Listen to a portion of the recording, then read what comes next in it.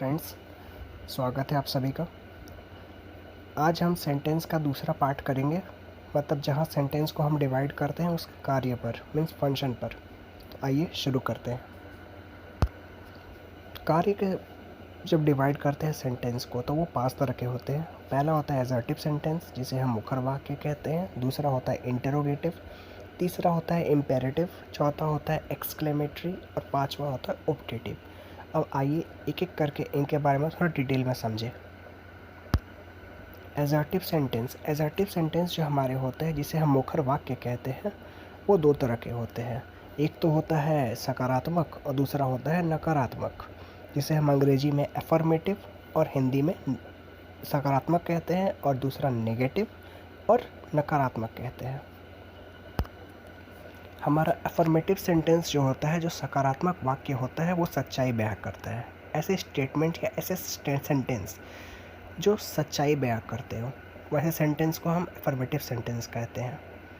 Most probably इसका answer जो होता है वो येस में ही होता है। ठीक है, आइए नेगेटिव सेंटेंस के बारे में थोड़ा समझें। नेगेटिव सेंटेंस या नकारात्मक वाक्य होता है, जैसे आपको वर्ड से समझ में आ रहा है नकारात्मक, इसका मतलब ना। सेंटेंस में कहीं ना दिखा हो, ना दिखता हो, नहीं नहीं वाला आता हो, नो आता हो, तो वो हमारा नेगेटिव सेंटेंस कहलाता है। इन दोनों सेंटेंस को हम एक छोटे से एग्जांपल से समझने की कोशिश करते हैं। यहाँ आप देख सकते हैं कि यह बंदा, जिसका नाम नोबिता है, यह स्कूल हमेशा लेट पहुँचता है।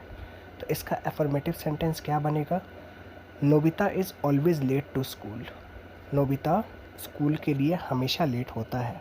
और दूसरा नेगेटिव सेंटेंस का क्या बनेगा? Nobita is never on time. Nobita कभी समय पर नहीं आता। यहाँ पे नेवर आपको दिख रहा है, नेवर एक नेगेटिव सेंस दे रहा है, इसलिए नेगेटिव सेंटेंस है। और दूसरा एफर्मेटिव को हमको कैसे दिखाना है? सच्चाई दिखाना है कि नोबिता जो है लेट आता है, तो Nobita is always late to school. इस तरह से हमारा अफर्मेटिव और नेगेटिव सेंटेंस खत्म हुआ। आइए हम नेक्स्ट वर्ड पे आते हैं, नेक्स्ट सेंटेंस पे आते हैं। नेक्स्ट सेंटेंस हमारा इंटरोगेटिव सेंटेंस होता है, जिसे हम प्रश्नवाचक वाक्य कहते हैं। प्रश्नवाचक मतलब आपको समझ में आ रहा हो कि प्रश्न पूछते हैं। प्रश्न जहाँ पे क्वेश्चन मार्क आपको साइन दिख जाए या जिस पे हम प्रश्न पूछें, वो हमारा इंटरोगेटिव सेंटेंस होता है। जैसा इस पिक्चर में आप देख पा रहे हैं कि यह बत्तख है, ये छाता लिए हुए और पूछ रही है, is it raining? Question mark, क्या बारिश हो रही है? तो इस तरह के सेंटेंस को हम इंटरोगेटिव सेंटेंस कहते हैं। आइए अगले सेंटेंस पे। Imperative sentence. Imperative sentence means जरूरी वाक्य। इम्पेरेटिव सेंटेंस आपका एक तरह से कह सकते हो कि अनिवार्य वाक्य होता है, जो मनोदशा बताता है आदमी की। और किस तरह से? तो वो आदेश या अनुरोध करते हुए, आदेश या अनुरोध बताता है। जैसे कि आप एग्जांपल से आप देखने समझिए। पहला एग्जांपल में लिखा है, mom please tie my shoes. यहाँ पे एक बच्चा अपने माँ को बोल रहा है कि माँ मेरे जूते के फीते बांध दो। दूसरा एग्जांपल आप देख सकते हैं, please bring the pizza to the table. यहाँ पे कोई किसी को ऑर्डर दे रहा है कि पिज़्ज़ा टेबल पर लेकर के आओ। तीसरा एग्जांपल देख सकते हैं कि डॉक्टर है, चाइल्ड से बोल रहा ओपन योर माउथ। डॉक्टर यहाँ पर उस बच्चे को हुक्म दे रहा है कि अपना मुंह खोलो। और चौथा एग्जांपल आप देख सकते हैं, Mark do all your homework before you go out to play.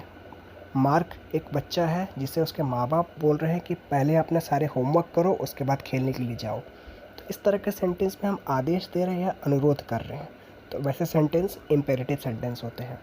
आइए अगले सेंटेंस को जानते हैं।